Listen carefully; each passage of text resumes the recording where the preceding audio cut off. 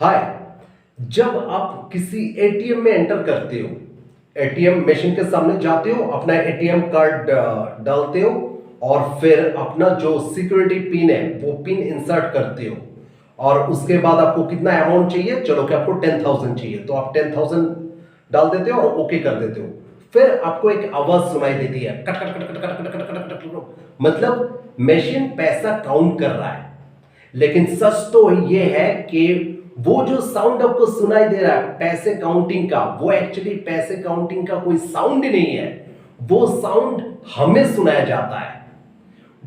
पैसे काउंटिंग का कोई साउंड ही नहीं होता है। उस मशीन के अंदर, एटीएम मशीन के अंदर एक स्पीकर होता है, उस स्पीकर से वो साउंड निकलता है ताकि आपको पता चले और आपको एक मेंटल सेटिस्फेक्शन मिले कि हाँ, मशीन इज वर्किंग और मशीन पैसा काउंट कर रहा है, वो पैसा भी आने वाला है।